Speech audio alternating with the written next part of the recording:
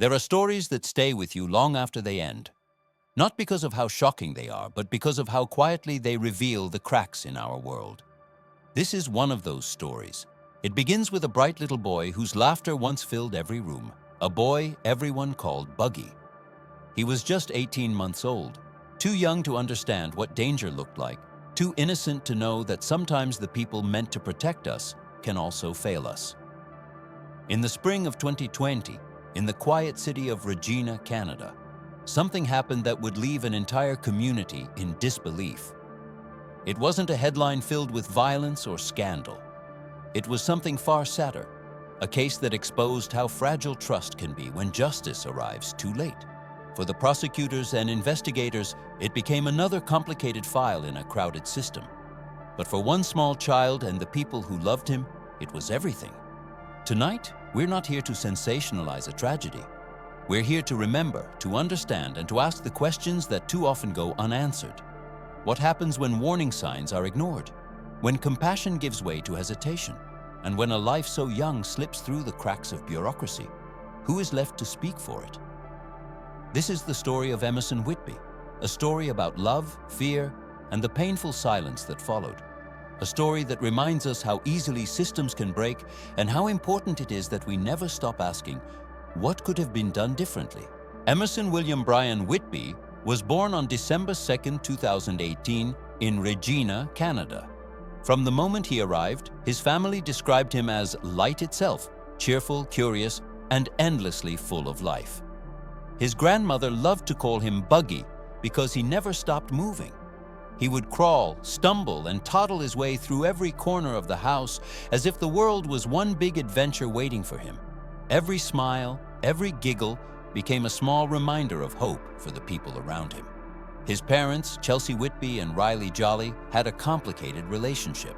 They tried to make it work, but by the time Emerson was born, things had already begun to fall apart. They decided to separate, yet promised to share the care of their son equally. Riley adored his boy. He was the kind of father who never missed a weekend, who proudly took his son to the park, teaching him how to balance on the swings, how to laugh at the little things. Chelsea, meanwhile, was rebuilding her life. She worked, cared for her son, and eventually met a man named Taylor Stewart. Taylor had once worked in the oil industry and was a father himself, raising 2 young daughters from a previous marriage. When he moved into Chelsea's apartment in early 2020, the small home suddenly became filled with the sound of 3 children laughing, playing, and tumbling over toys. To the neighbors, it seemed like a happy, blended family, the kind of household where love had been given a second chance. The laughter of children echoed through the thin apartment walls, and nobody could have guessed that within just a few months, those same walls would witness something that would break a family apart. Because behind the smiles, something unseen was beginning to shift. A tension no one fully recognized until it was too late. By mid-April 2020, the happy picture around little Emerson began to blur. His father, Riley, started noticing something that unsettled him deeply. Small bruises on his son's ribs, faint at first, then more visible with every visit. At the beginning, he tried to believe the simple explanations: a fall, a bump, a clumsy moment from a toddler still learning to walk. But over the next few weeks, the bruises didn't fade. They multiplied, appearing on Emerson's cheek near his ear, even a tender spot on the top of his head where his soft curls were thinning. Riley felt a quiet panic growing inside him. Chelsea hadn't mentioned any accidents, something that was unlike her. She'd always been quick to call or message whenever their son got even the smallest scratch. This time, she said nothing, until Riley asked. Her answer was calm, almost rehearsed. She told him Emerson was fine, that he was just an active little boy, always bumping into things. "He's tougher than he looks," she laughed. But the reassurance didn't feel right. Then came May 26th. When Riley arrived to pick up his son, his heart froze. Emerson's eyes were swollen and darkened, 2 deep bruises that no longer looked like the result of simple play. Chelsea said he had fallen out of his crib. Riley didn't argue. He took Emerson straight to his mother, Darla, who was horrified by what she saw. They decided to take him to the doctor, who warned them to go to the hospital if the swelling worsened. That evening, as the bruises deepened, Riley called Chelsea again. She refused to bring Emerson in, insisting it wasn't necessary. claiming black eyes often looked worse before they healed. Torn between fear and the fragile custody arrangement, Riley contacted social services instead. He sent photos and asked for help. When police arrived at Chelsea's apartment, they found her outside crying and leaning on Taylor for comfort. Inside, Emerson's face bore the same marks Riley had described. Authorities placed the boy temporarily with his grandmother, a moment of relief that didn't last. Just days later, social workers decided to return Emerson to his mother, believing supervision from Chelsea's own mom would be enough. It was a decision that, in hindsight, would haunt everyone involved. Less than a week after Emerson was returned to his mother's care, Riley noticed that his son seemed different. The little boy who was usually full of energy was now quieter, irritable, and easily upset. During one of their visits, Emerson cried through most of the car ride, clinging to his father in a way that made Riley's heart ache. He assumed his son was just tired or hungry. Toddlers have off days, he told himself, but something inside him felt wrong. That day, June 9, 2020, Emerson spent time at his grandmother Darla's house. For a while, things seemed normal. He played with his toys, smiled faintly, even managed a small laugh. But by late afternoon, his energy began to fade. He refused his bath, whimpered softly when Riley tried to comfort him. It was as if a light inside him was dimming. At around 8:30 that night, Riley brought Emerson back to Chelsea's apartment. The child looked exhausted. Within moments of arriving, he became unwell, and Riley helped clean up before leaving, trusting Chelsea to settle him for the night. She later called her mother Lisa to help soothe Emerson, thinking perhaps he had an upset stomach. The next morning, around 8:15 a.m., Chelsea and her partner Taylor woke up, along with Taylor's 2 daughters. They checked the baby monitor. Emerson appeared to be asleep, lying still in his crib. Since he had gone to bed late and hadn't been feeling well, they decided to let him rest. An hour later, Taylor left to buy milk and a few groceries. When he returned, Chelsea came rushing down the stairs holding Emerson in her arms, her voice trembling. "He's not breathing!" Taylor immediately tried to perform first aid while Chelsea called emergency services. Paramedics arrived quickly and managed to stabilize him, but it was too late. By the time Emerson reached the hospital, doctors confirmed that his brain had suffered irreversible damage. They found injuries no one could explain: bruises, swelling, internal trauma. The conclusion was devastating. The harm wasn't accidental. For the medical team, the truth was undeniable. For the family, it was unbearable. When the investigation began, Chelsea appeared calm but fragile. She told the officers that she had been too afraid to take Emerson to the hospital earlier because of health risks at the time. She repeated that her son bruised easily, that he was learning to walk, bumping into furniture, falling often. It sounded plausible, until the doctor's reports contradicted everything. The bruises were not typical childhood scrapes. They were deeper, patterned, and inconsistent with accidental injury. During questioning, Chelsea offered several explanations. She said that some of the marks came from playful roughhousing with Taylor's daughters, others from a fall near a window, and one from a slip on the stairs outside her mother's house. But one injury could not be explained at all: a healed fracture in Emerson's ribs found during an earlier hospital visit. The evidence didn't fit neatly together, and investigators began to suspect there was more behind the story. Taylor Stewart, her partner, was also questioned. He told police that the boy had seemed tired but otherwise fine the night before. He admitted that Emerson had occasionally been scolded, but insisted there was never any harsh discipline. His statement seemed honest, until investigators told him that only 3 people had been present that night: him, Chelsea, and his 2 daughters. That made him a potential suspect. Still, Taylor cooperated. He agreed to take a polygraph test in July. But the morning of the test, tragedy struck again. Taylor was found dead in his truck, parked in a rural area outside Edenwold. Notes to his family revealed that he had battled depression for years. His death stunned the community and shattered the investigation. For detectives, the case had now lost one of its key witnesses. For Chelsea, it brought even more suspicion.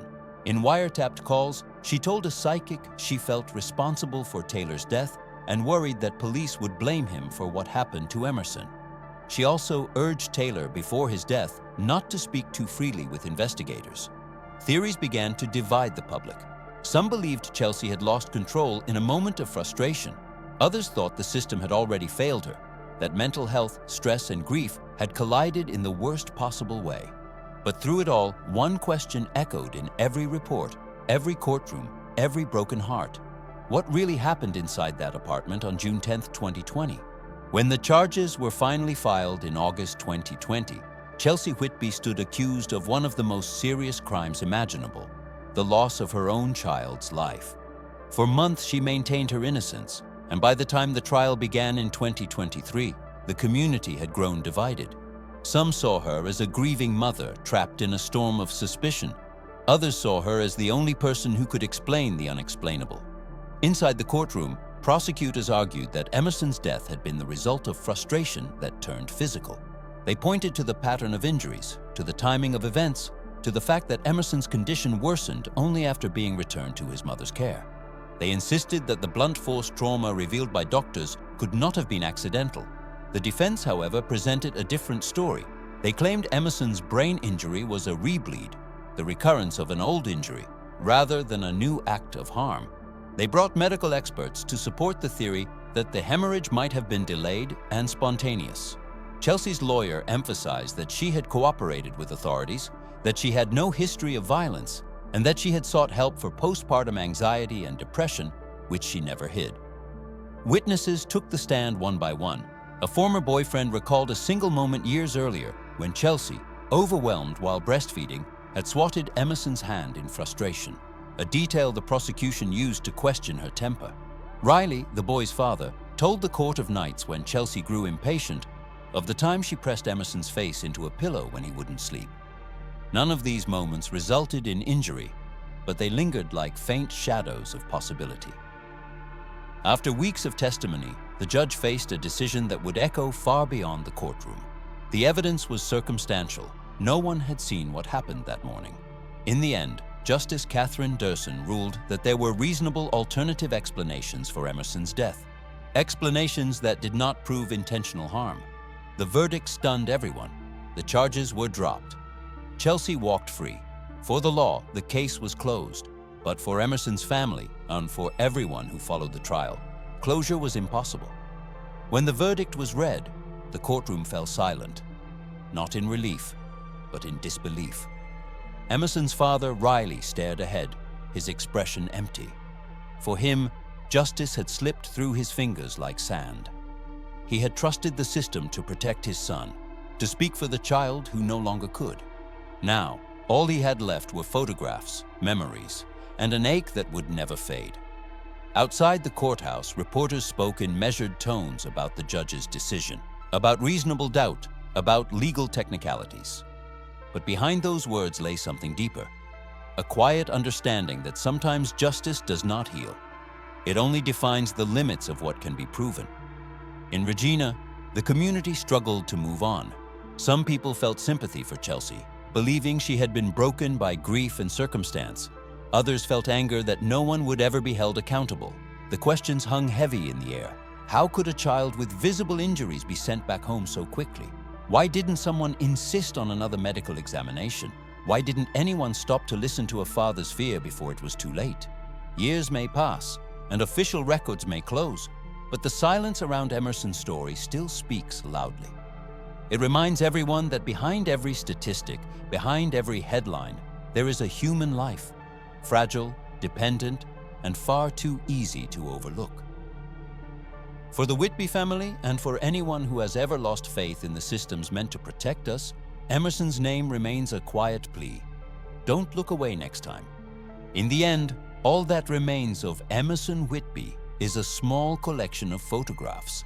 A smiling toddler with bright eyes, chubby cheeks, and a spark that once filled a home with laughter. His nickname, Buggy, still echoes softly in the hearts of those who loved him most. It's hard to imagine that someone so full of joy could become the center of such a painful story. But Emerson's story is not just about loss. It's a mirror held up to a system that sometimes forgets the smallest voices.